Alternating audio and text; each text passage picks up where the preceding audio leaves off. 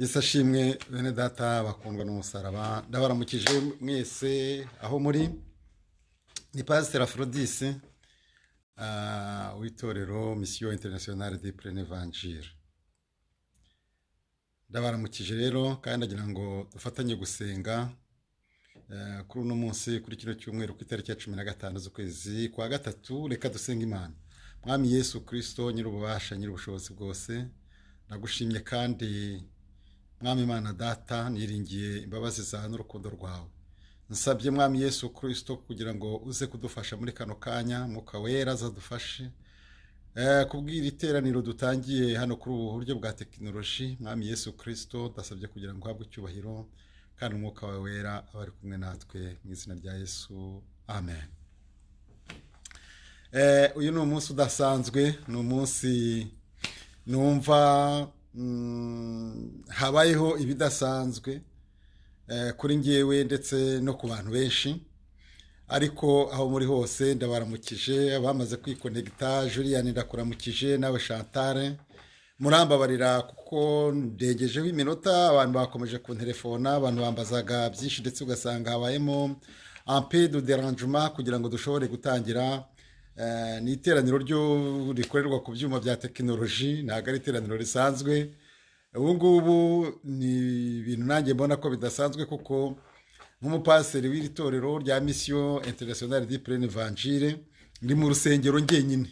Ni ukuvuga ko abandi bakristo ntibahari. Hari ikibazo cyabayeho, hari ikibazo cyabiteye, hari ingorane zabaye mu isi yose. Isi yose yahinze umushyitsi, isi yose irimo kuririmba indirimbo yitwa icyorezo cya coronavirus. Ibyo rero byatumye hano muri Buruseli, mu Bubiligi hose ndetse no mu Buholandi, abategetsi bashobora gufata ingamba bakavuga bati abantu be guhurira hamwe batashobora kwanduzanya.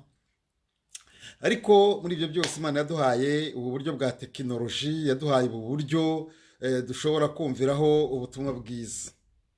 Ubwo rero ndabona yuko umuntu wese arimo kwibaza ikibazo cy'ibyabayeho ni ibiki.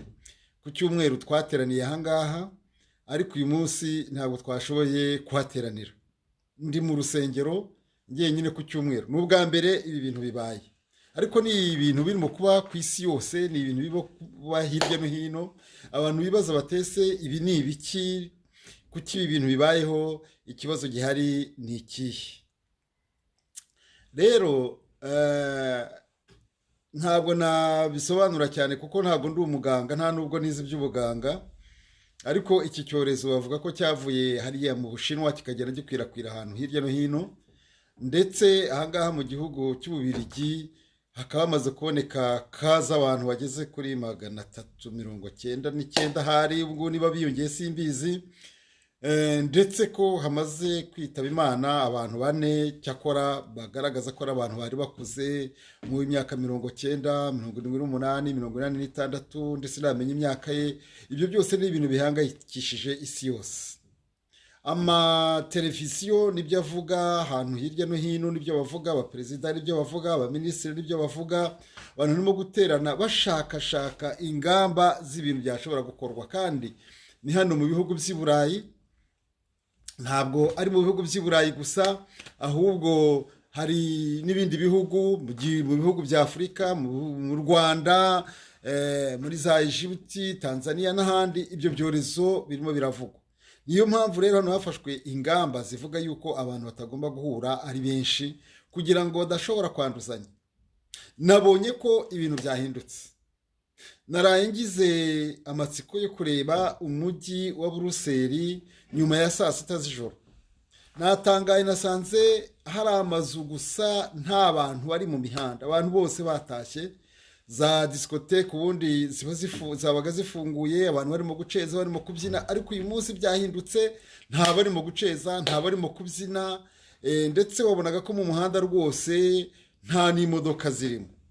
Uyu munsi mvi wanjye nza hano ku rusengero, nabonaga yuko nta modoka zihari ziri mu nzira, ndetse n'abantu bose bari mu mazu. Batinye icyorezo cyitwa coronavirus. ntabwo coronavirus ari cyo cyorezo cyonyine kibayeho, habayeho n'ibindi byorezo byabanjije kandi hari n'ibindi byaje, ariko uyu munsi wa none bikaba bikiriho nk'ibyorezo bya kanseri, za sida n'ibindi byose.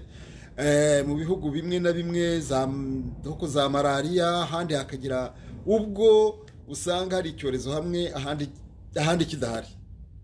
Twebwe rero nk'abakirisito byatugoye cyane, kuko ku cyumweru tubyuka tujya gusenga, tubyuka tujya guterana, tukaririmba, tukishima, tukanezerwa. Kubera iki? Kubera yuko aho ari umunsi wacu. Ariko uyu munsi byasabye abakirisito yuko basigara mu ngo, batagenda, batanyeganyega rwose. Ukumva birangoye. Ngiye maze imyaka itari mikeya nkijijwe, ariko n'ubwa mbere nteranye mu rusengero njyenyine, n'ubwa mbere nabwiye abakirisito ngo ntibazaze gusenga, kuko niko amategeko abivuga kubera icyo cyorezo. Ubwo rero twe twumva duhombye cyane, kandi numvise rwose agaciro ko kudaterana. Ubundi nabibonaga ari normale, nuko nawe ubibona ukabona ni ibintu bisanzwe, guterana, kuza mu rusengero, ukaririmba, ugasenga, ugataha. Ariko uyu munsi wa none hari umugani bajya bavuga ngo umuntu amenya agaciro k'isoko iyo yakamye, cyangwa se k'umugezi iyo wakamye. Kuko iyo ujya kuwushakaho amazi uragenda ukivomera, ukanywa, ukigendera nta kibazo. Ariko iyo isoko yakamye nibwo ushobora kumenya yuko byari bifite akamaro. Sanze rero yuko guterana ku cyumweru bidufitiye akamaro kanini cyane, ndetse si akamaro gusa, ni ubuzima, niko twamenyereye. Kandi ariko ni n'ubuzima bwiza, kuko umuntu ashobora guhura n'abandi. Ariko uyu munsi twabinyazwe cyangwa se twabibujijwe, nuko nibwo tubona agaciro kabyo, niko tubona agaciro k'ibyo twari dufitiye ubuntu. Ariko uyu munsi wa none tukaba tutabishobora. Ibi rero biranyereka yuko buri mukristo wese, buri muntu wese kuko yiyicarire mu rugo, ariko si ukwicara mu rugo gusa, ahubwo no kwitekerezaho, akavuga ati uru rugendo ndimo kujyamo, uru rugendo ndimo ni urugendo rumeze gute? Mukristo akwiriye kwibaza kuri icyo kibazo. Iyo ibintu byose bihindutse gutya, ukabona nyamuneka sinzi niba ari ugukabya, nabonye abantu ukuntu birukanyira muri za magaze hirya no hino. Ntabwo kandi ari hano mu Burayi gusa, niko biri no muri za Canada, muri Amerika, hirya no hino. Noneho ugasanga ndetse hari za produits zimwe twajyaga tubonera ubuntu, tugira ngo nta nubwo zifite agaciro kanini, ariko ubu ngubu umuntu akajya muri magaze agasanga ntazihari. Nanjye hari izo nagiye kureba, ngiye guhaza, sanga byashize, sanga byarangiye. Nuko rero ubu ngubu ubona ko guhera mu Bushinwa kugeza muri Amerika yo hepfo n'iyo haruguru, muri Afurika hirya no hino, abantu nyine bahangayikishijwe n'iki kintu. Abantu ndetse bamwe bashoboye no kubimenya, bashoboye kubona impamvu zabyo, kandi ndabona ko hari abantu nabo barimo kwikonegita kugira ngo bumve ubu butumwa bwiza, cyane cyane, ariko bakaba batarimo kumva ururimi rw'ikinyarwanda. Bon, je m'excuse, mais merci quand même d'être là. Merci Philippe, merci Dorcy. Il y a d'autres aussi qui se sont rejoués sur cet groupe, mais nous allons donc continuer en Kinyarwanda, nous allons continuer à prêcher à Kinyarwanda, bien que donc nous ne sommes pas capables donc de trouver un interprète pour le moment. Ndabashimiye, ariko donc je vous remercie mwebwe mutarimo kumva ururimi, ariko mukaba mwikonegise kuri iyi group. Ubu rero ndagira ngo dufatanye gusoma ijambo ry'Imana. Ijambo ry'Imana tugiye gusoma ni ijambo ryanditse muri Zaburi ya 11 umurongo wa 3, Psalm 11 verset 3. Psalm 11 verset 3 iravuga iki? Iravuga ngo niba imfatiro zinyeganyejwe umukiranutsi yakora iki? Ni ikibazo kiri hano. Imfatiro niba zinyeganyejwe umukiranutsi yakora iki? Nicyo umuntu ashobora gukora iyo imfatiro zamaze kunyeganyezwa.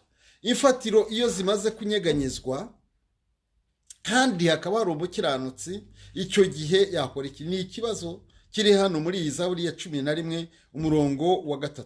Ubu rero noneho ntabwo ari ugutanga urugero, ahubwo nibyo biragaragara ko isi yose inyeganyijwe n'iki cyorezo cyitwa coronavirus. Baranyeganyeze kugeza n'ubwo ejo nabonye mu perezida ukomeye cyane witwa Trump, kuramutsa umuntu, kumuhereza ikiganza byabaye ikibazo. ndetse aribeshya arabikora, ariko ageze nko ku muntu wa kabiri we amuhereza inkokora. doko birumvikana yuko arimo za panike, kandi buri wese ashaka icyo akora. none niba imfatiro zinyeganyejwe, umukiranutsi yakora iki? ni icyo umukristo ashobora gukora. ikintu umukristo anyagwa kikamubabaza cyane ni ukutaboneka mu materaniro. burya kuboneka mu materaniro ni ikintu gifite akamaro cyane. none rero numvise yuko hano muri ibihugu byose by'i Burayi, pa byose ariko byinshi, amateraniro yafunzwe, ndetse maze kumenya yuko no mu Rwanda ariko bimeze, amateraniro yafunzwe. ubwo hari n'ibindi bihugu bigenda bikurikiraho. aha rero birasaba ibintu bitatu. umukristo ikintu cya mbere ni ukumenya yuko yakijijwe ku giti cye, yakijijwe wenyine, azagera imbere y'Imana wenyine, atari rya teraniro ryawe wakundaga cyane rya Pentecote, rya Anglikane, rya Katolike, rya Mission Internationale du Plein Evangile. no, ntabwo ubu ngubu iki gihe noneho ari icyo kureba ku itorero. nashima yuko ahubwo umuntu yirebaho muri iki gihe ko ari ngewe uzahagarara imbere y'Imana njyenyine, nta mushumba, nta wundeba, nta muririmbyi turi kumwe. mbese bizagenda biti? iki ni ikibazo wagombye kwibaza muri iki gihe utateranye. kuri uno munsi wo ku cyumweru wagombaga kuba wagiye mu rusengero, bikakwibutsa yuko hari igihe utazashobora kujya mu rusengero kuko itorero rizaba ryazamuwe, ryamaze kugera kuri nyiraryo. icyo ni ikibazo cya mbere. ikibazo cya kabiri ni ukwibaza ngo mbese iyi si duhagazeho imeze gute? nagira ngo nkubwire ngo iyi si duhagazeho burya iranyeganyega kuko tuyiriho, ariko tuyiriho turi abagenzi, ni muri transit. hari ahandi hantu tujya. Zaventem hari ikibuga cy'indege cyiza, iyo umuntu amaze kukigeraho, yajyaga muri Amerika, ntabwo yicarira i Buruseli ngo avuge ngo bimeze ne. oya, baramubwira bati komeza, ntabwo urugendo rwawe ari hano, ugomba kugenda ukajya iyo wagombaga kujya. turi muri transit rero, ndetse n'ugezeyo atuye muri kino gihugu ntashobora kuguma kuri aeroport, bamubwira bati urahakora iki, genda have ugiye ugomba kujya. n'isi rero tuyigereranye n'iyo aeroport, niko bimeze. ubu ngubu turi abagenzi, turi abantu barimo gutambuka muri ino si. icyo ni ikintu wagombye kwibaza, nanjye nkibaza. kandi ibyo ngibyo bitarabaho, n'umuntu avanwa mu mubiri. inshuti yanjye mukundwa, umuntu avanwa mu mubiri akazamurwa, akagira ahandi hantu ajya. uwo ari we wese, abantu bose nzi bambanjirije, ntabwo ndabona umaze imyaka 200 ngo mbone avuga yuko azaguma mu isi. oya, ibi ngibi biduteguza yuko natwe umunsi umwe tuzava muri iyi si. hari ibyo umuntu yari yishigikirijeho uyu munsi nabonye byanyeganyeze. mana yanjye, hari abantu bari bafite akazi ariko akazi kavuyeho. hari n'abari bafite amafaranga ariko amafaranga akaba yahombye.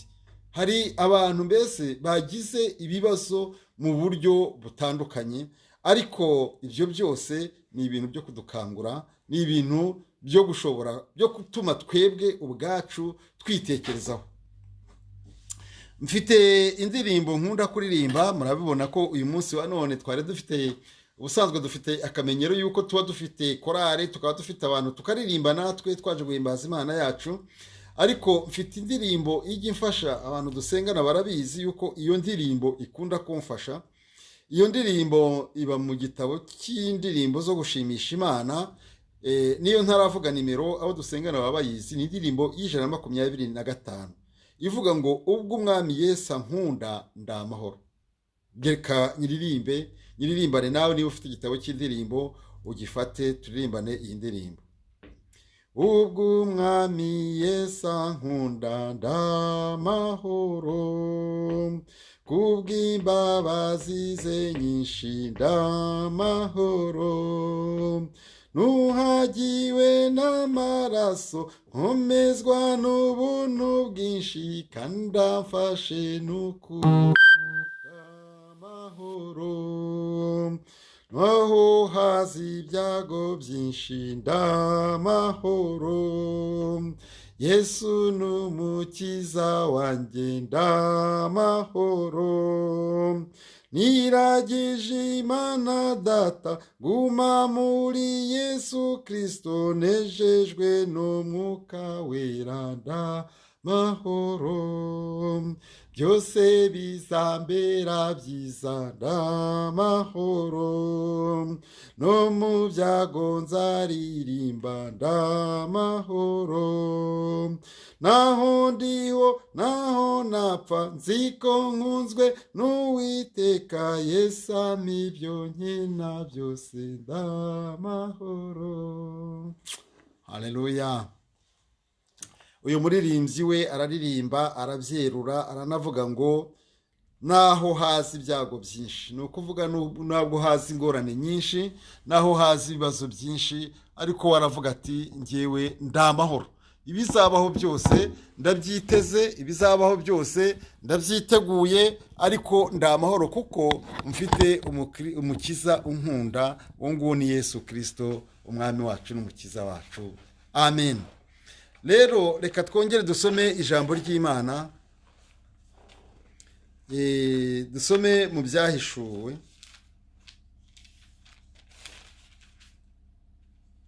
ibice byaho 22.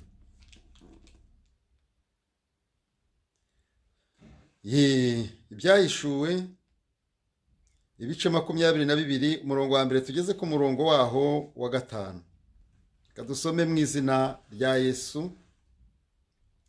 Anyereka uruzi rw'amazi y'ubugingo rubonerana nk'isarabwayi, ruva kuri ya ntebe y'Imana n'umwana w'intama, rutembera mu nzira nyabagendwa hagati. Hakurya no hakuno y'urwo ruzi hariho igiti cy'ubugingo cyera imbuto z'uburyo 12, cyera imbuto z'uburyo bumwe bumwe uko ukwezi gutashye, ibibabi byacyo byari ibyo gukiza amahanga. Nta muvumo uzabaho ukundi, ahubwo intebe y'Imana n'umwana w'intama izaba muri urwo rurembo, kandi imbata zayo zizayikorera. Zizabona mu maso hayo izina ryayo ryanditse mu ruhanga, izina ryayo ryanditse mu ruhanga rwazo. Nta joro rizabaho ukundi, kandi ntihazagomba kumurikirwa n'itabaza cyangwa kuvirwa n'izuba, kuko umwami Imana izabavira, kandi bazahora ku ngoma iteka ryose. Amen. Bene data bakundwa n'Imana, dukunze kuvuga ubutumwa bwiza, ariko twavuga kuri iki gitabo cy'ibyerekeranye n'ibyahishuwe, ugasanga abantu bafite ubwoba, ndetse bamwe rwose bakaba badashaka ko tunabivuga, cyangwa se akumva bigiye kumuvana muri komforo ye. Ariko nagira ngo twumvikane, mu by'ukuri iki gitabo cy'ibyahishuwe cyashyiriweho kugira ngo dushobore kugira ibyo dusobanukirwa, kuko tukiri hano mu isi byanga byakunda tuzayivamo. Nubwo abantu ubona banyeganyejwe n'iki cyorezo cya coronavirusi, ariko kizarangira. Mfite ibyiringiro by'uko kizarangira. Ariko nubwo kizarangira, ntabwo ibyorezo bizaba birangiye, ahubwo turimo kugana muri cya gihe kigaragara nk'ikiruhije cyo mu minsi ya nyuma, kandi nibwo abamarayika bitegura kuvuza za mpanda 7. Buri mpanda izaba igendanye cyangwa se iri kumwe n'icyorezo cyayo. Ntabwo Bibiliya ivuga amazina yabyo, ariko Bibiliya itubwira yuko mu mpera z'ibihe, muri iki gihe turimo kugenda dusatira, Imana izategeka abamarayika bayo kugenda bavuza impanda. Uko bazajya bavuza impanda rero, hazajya hagira ikintu runaka kizajya kibe mu isi. Noneho abantu batasomye ijambo ry'Imana n'abadategereje ukugaruka kwa Kristo Yesu bazajya babibona ibyo bintu, babone ko ari ibintu by'inzaduka, ariko nyamara Yohani we yaramaze kubibona. Gusa iyo dusoma muri iki gice cya 7, Yohana yaravuze ngo yabonye ngo hanyuma mbona ibyo abamarayika bahagaze ku mfuruka 4 z'isi, bafashe imiyaga 4 yo mu isi, kugira ngo hatagira umuyaga uhuha mu isi cyangwa mu nyanja cyangwa ku giti icyo ari cyo cyose. Mbona marayika wundi azamuka ava iburasirazuba afite ikimenyetso cy'Imana ihoraho, arangurura ijwi rirenga, abwira ba bamarayika bane bahawe kubabaza isi n'inyanja, iti ntimubabaze isi cyangwa inyanja cyangwa ibiti, tutaramara gushyira ikimenyetso ku ruhanga rw'imbata z'Imana yacu. Amina. Bene data, Bibiliya iratubwira ko isi izababara. Niba isi izababara, niba isi izababazwa, ni ukuvuga yuko uwayiremye, wamaze kuyishyiraho, wamaze kuyihanga, afite uko isi igomba kuzagenda. N'uyu munsi wa none twagombye kuba twavanye isomo muri iki kigeragezo dufite cyitwa coronavirus, kitubwira yuko isi iri mu biganza by'uwayiremye. Ni ukuvuga iki? Ni ukuvuga yuko nta muperezida ushobora kubona igisubizo runaka, nta muganga, nta muhanga, nta musiyantifike, ntawe ufite iyi si mu kiganza. Ni uwayiremye, ni Imana yonyine. Kandi ariko isi izababazwa kubera iki? Kubera yuko umwana w'intama w'Imana yaje mu isi, bakamufata bakamwica kugira ngo bumve ijambo. Abayuda ngo bakamubamba, ariko asiga abagabo 12. abo bagabo 12 bagiye basiga abandi kugeza uyu munsi wa none. No kuri ngewe ukubwira, ni ukukubwira ngo itegure kuzasanganira Kristo, kuko niwe mucamanza w'ukuri. Itegure muri iki gihe uri mu isi, kuko hari igihe iyi si izazingwazingwa ngo nk'urupapuro, ndetse hano babona ngo n'ijuru naryo ritakiriho.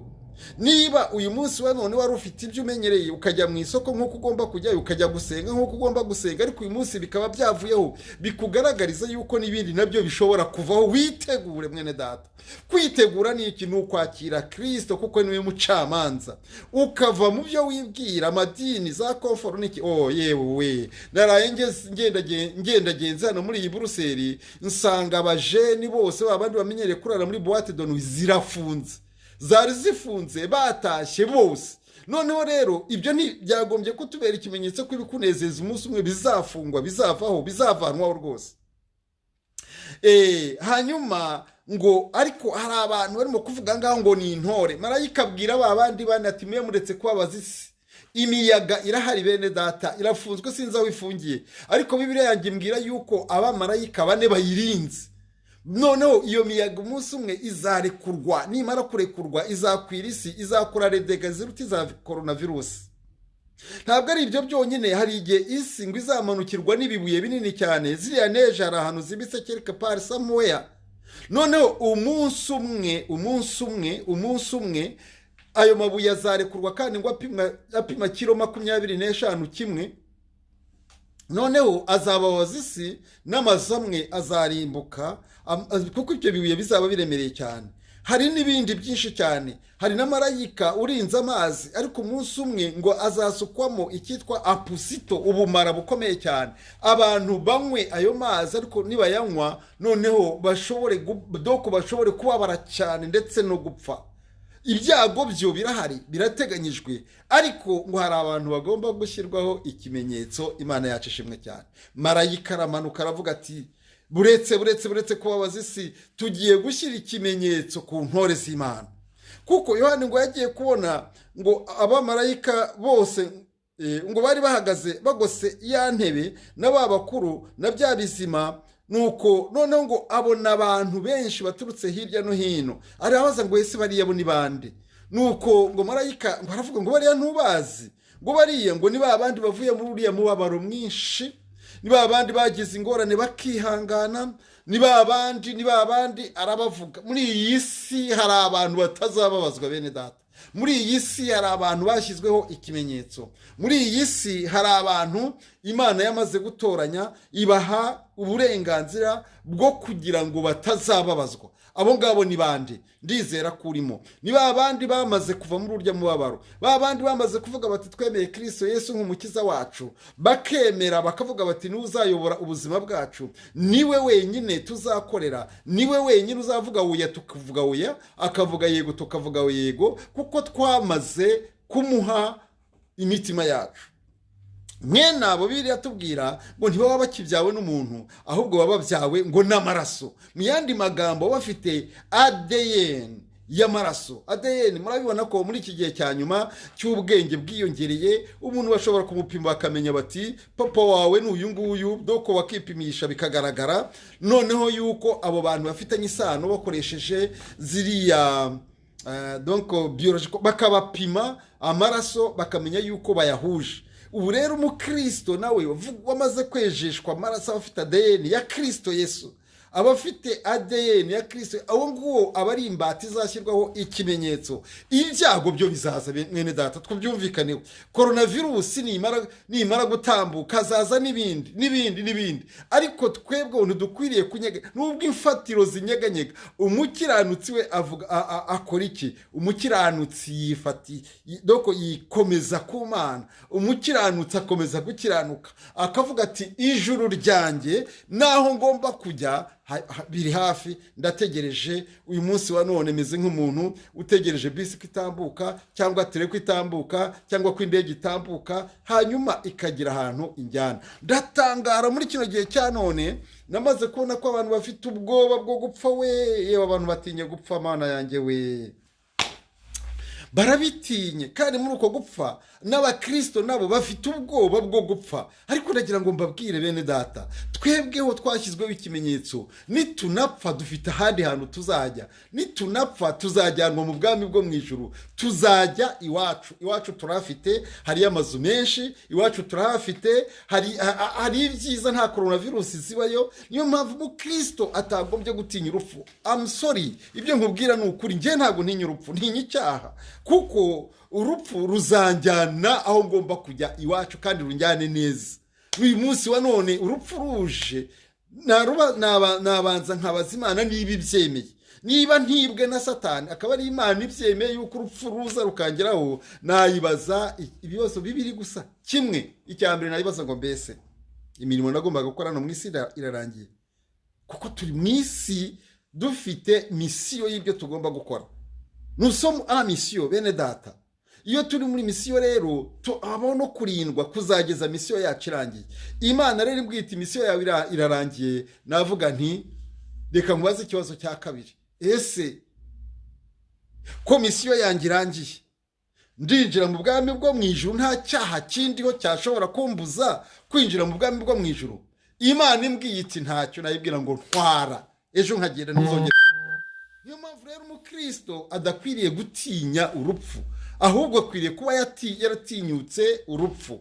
Kereka hari ba bandi baba batabizi, akaba adafite ibyiringiro, ari muri dute, arimo gutekereza ngo mbese noneho napfa najya. Niba ari uwo nguwo, ndaza kuza kurangiza nkubwira ukuntu washobora kubigenza. Imfatiro z'isi zizanyeganyega bene data. Muri kino gihe mwabonye ko ubukungu bwanyeganyize, mwabonye yuko ibintu by'amashuri nabyo banabihagaritse, mwabonye ko gusenga byahagaze, ibyo twari twishingikirijeho biragenda binyeganyega nuko. Ariko ntibirakomera, biracyari mu gihe cy'ibanze. Aka ni nk'akantu gato gusa ko kugira ngo Imana idukangure, hanyuma twitekerezeho, dutekereze n'aho tuzajya, dutekereze n'uko bizamera. Ariko nanone ni integuza ikubwira ngo bigiye kuza.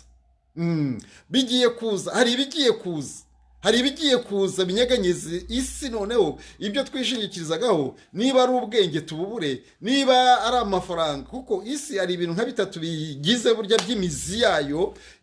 Umuzi wa mbere burya ni umuryango, ariko umuryango nawo waranyegageze muri kino gihe cya none.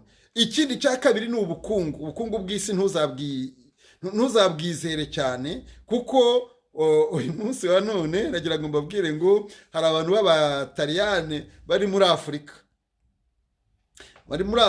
bari baragiye muri misiyo kwiga cyangwa ibindi, ariko ntabwo barimo kwihutira gutaha iwabo. Oya, ahubwo viza zirimo kubashiriraho, bagashaka gukomeza kwigumira hehe muri Afurika. Hari izuba, harashyuha, kandi ubusanzwe kugira ngo ugere mu Butaliyani nyamuneka na viza yaho ntibyoroshye. Ariko uyu munsi barimo kudashaka kujyayo, ni ukubera iki? Hari ibintu byahindutse. Ibi ngibi byahindutse rero hazakomeza guhinduka n'ibindi. Ubwo rero igihugu cyawe ntiwakishingikirizaho, n'ubukungu bwacyo ntiwabwishingikirizaho, ndetse yewe n'umuryango muri kino gihe cya none murabibona ko umubyeyi yaranga umwana akanga umubyeyi, mukazana na nyirabukwe, nicyo cya gihe nuko nabyo ntiwabyishingikirizaho. Icya gatatu burya ni idini rifite inkingi ikomeye cyane, ariko uyu munsi wa none reba nawe, uyu munsi wa none ntabwo twateranye, uyu munsi wa none n'amadini yahagaze, bigaragara yuko imfatiro koko z'isi zanyeganyeze, ariko ni itangiriro ryo kuramukwa, ni itangiriro ry'ibindi bigiye kuzakurikiraho.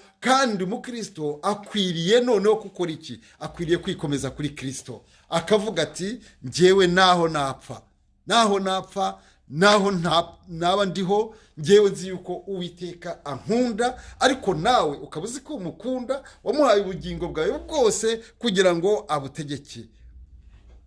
Hari ibindi bitegeka umuntu hano hanze, hari ibyaha bitegeka umuntu, kandi ibyo byaha ndagira ngo nkubwire biryoheye abantu, ariko bigutandukanya n'Imana.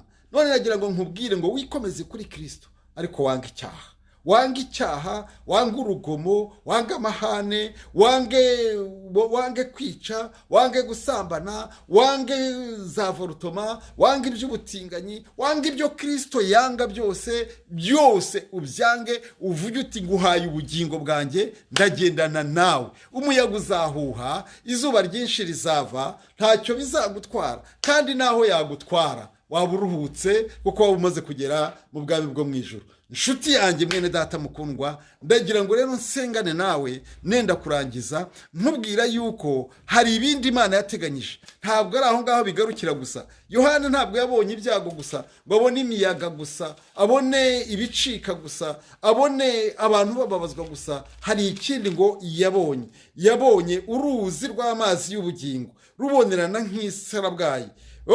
Aranezerwa cyane, kuko rwatemberaga ngo mu nzira nyabagendwa hagati, hakurya no hakuno, ngo muri urwo ruzi hariho igiti cy'ubugingo cyera imbuto za uburyo 11.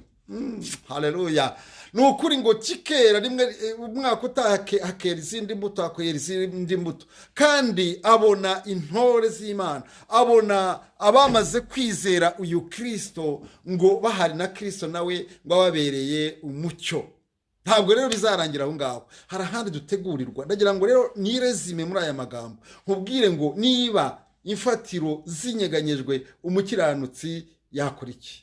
Hari indirimbo ivuga ngo Mana nduburira amaso yanjye ku misozi, mbega utabarwa kwanjye kwava he? Mubimbwire, ku Uwiteka niho guturuka. Hari ugutabarwa. Ntabwo wahanga amaso ku musozi wari wo wose, ntabwo wahanga amaso ku munyabwenge wari we wese, ntabwo wahanga amaso kuri politike nziza, ahubwo wahanga amaso ku Uwiteka, wahanga amaso ku Mana yawe. Aho honyine niho twese dukwiriye guhanga amaso, aho honyine niho dukwiriye kwikomeza. Mwene data nagira ngo nkubwire, numara gukora ibyo ngibyo, ubugingo bwawe ukaba waramaze kubuha Kristo, ubugingo bwawe ukaba waramaze kubuhisha mu Mana, n'ukuri urupfu ntabwo ruba rukiguteye ubwoba, ahubwo hari igihe uzishima ku rupfu, ukavuga ngo ari ku rubori rwawe ngo ruri hehe? Icyo abantu batinyaga kiri hehe? Kuko wamaze kugera aho ukwiriye kugera, kandi aho hantu harahari. Ndagira ngo nkubwire ngo aho hantu harahari, kuko Yesu ntabeshya, yaravuze ngo ngiye kubategurira amazu. Doko ndagiye, ariko ngiye abibwira intumwa ze, zibibwira abandi, n'uyu munsi wa none turacyabivuga. Hari igihe cyo kugaruka kwa Kristo Yesu. Iki gihe rero turimo kigoye, iki gihe turimo ubona giteye abantu ubwoba. Ndagira ngo nkubwire ngo wowe ushira ubwoba. Niba waramaze kwakira Kristo nk'umukiza wawe, niba waramaze kumwizera ukamuha ubuzima bwawe, niba waramaze kwihisha muri we, ndagira ngo nkubwire ngo inkuba zizakubita, imisozi izaturagara, yewe ibitare bizarimbuka, ndetse n'ibigoye uzabibona, ariko uzaba waramaze gushira ubwoba, kuko uzaba uvuga uti ibingibi ni ibinteguriza kugira ngo sange data, kugira ngo nsange Kristo wancunguye. Umwuka wera akazaguterura, akazakujyana, akakugezayo. Ndagira ngo ushire ubwoba mwene data, ahubwo ugira ibyiringiro, wanga icyaha, nicyo cyonyine cyakubuza kuzagera muri ubwo bugingo. Wanga icyaha kuko nicyo kiguteranya n'Imana. Wanga icyaha kuko nicyo kizatuma hagati yawe n'Imana haba urusika. Vanaho urwo rusika. Kandi niba nawe utarakira Kristo nk'umukiza wawe, kuko ngo niwe rembo, niwe nzira, niwe kuri, ni nawe mucamanza w'ukuri. Niba utaramwakira ukaba urimo kureba iyi video, ndakwinginze kugira ngo ni ukuri umwakire. Aragushyira mu bwishingizi, nawe ujye uririmba ngo ubwo umwami Yesu ankunda ndama. Ugira amahoro mu gitondo, ugira amahoro uryamye, ugira amahoro uri mu nzira, kuko weho utazaba mu mubare w'abandi bazahura n'izi ngorane, ahubwo uzaba wamaze gushyirwaho ikimenyetso. Hanyuma marayika avuge ngo narangije, namaze gushyiraho ikimenyetso ku ntore, noneho nimurekure imiyaga ngo ijye kubabaza isi. Yewe hari ibizababaza byinshi, hari byinshi bihari byo kuzababaza.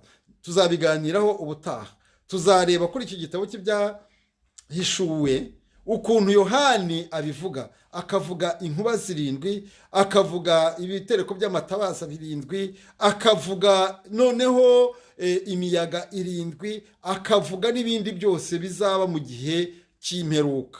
Ariko weho wikomeze kuwiteka, naho ifatiro z'isi zirimo kunyeganyega, ikomeze ku Mana yawe.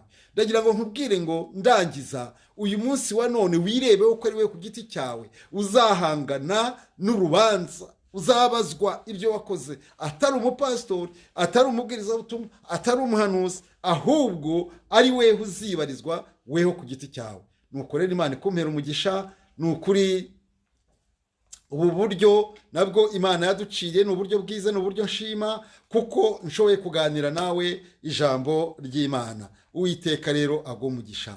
Ndangize rero nkubwira ngo menya wisuzume muri kino gihe tutari mu amateraniro ahagaze, yuko uhagaze neza mu Mana, yuko weho wenyine impanda ivuze, mbese wazamuka, mbese Kristo aje gutwara itorero rye, we mbese mwajyana. Ibaze wisuzume, urava he ukajya he, kandi umenye yuko uri umupasaje, uri umugenzi muri ino si, uri umugenzi. Niba uri umugenzi rero itegure neza muri uru rugendo, kandi ugende ntuzashobora kugerayo. Imana iguha umugisha. Imfatiro z'isi mbese zinyeganyejwe, umukiranutsi akora iki? Icyo gihe icyo umukiranutsi akora, yuburira amaso ku Uwiteka waremye ijuru n'isi, kandi ugashira ubwoba, ntutinye urupfu. Urupfu ubwo ruzatugeza mu bwami bwo mu ijuru. Ni irembo ndetse ni passage, ni inyanja tunyuramo, ariko tunyuramo tukayijyanamo ibyiringiro. Dushoje umurimo w'ibyo twahamagariwe gukora muri ino si. Muri ino si uri intumwa, hari ufite misiyo, hari ibyo ugomba gusohoza. Ndagira ngo nkubwire ngo ubikore vuba vuba, ubikore ku manywa, ubikore nijoro, ubikore mu gitondo, igihe cyose ube urimo gukora icyo Uwiteka ashaka. Imana rero ikumpere umugisha.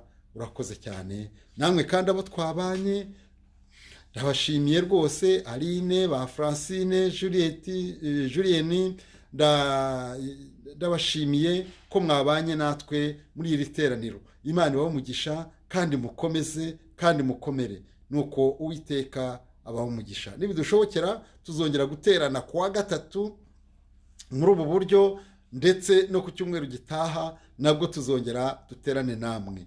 Nuko ubwo umwami Yesu agukunda, ube amahoro. Amen. Mwami Yesu Kristo, ndagushimye ndaguhimbaje kubw'izina ryawe ryera. Nshimiye mwami Yesu uburyo waduhaye, kandi nshimiye na bene data bose twafatanyije iri teraniro. Reka rero mwami Imana data, umugisha wawe ube kuri buri wese, kandi sengeye uri wese wumva iri jambo, kugira ngo uzamumpere ubugingo buhoraho, nanjye ubwanjye ndindwe kugira ngo nzabone ubugingo buhoraho. Urakoze, ndabigushimiye mwami, kandi mwana ntama w'Imana abarimo gusufura ku bw'iki kigeragezo, ndasabye kugira ngo umucyo wawe ubigaragarize, babone ubugingo buhoraho kandi bakomezwe rwose, kandi kivanweho, kuko mwami Imana data ni ukuri ari integuza kugira ngo dukangure tumenye ko ari we nyiri ububasha, nyiri ubutware bwose. Ngaho dufashe kandi ukomeze kuturinda mu izina rya Yesu. Amen. imana rero ibane namwe cyumweru cyiza.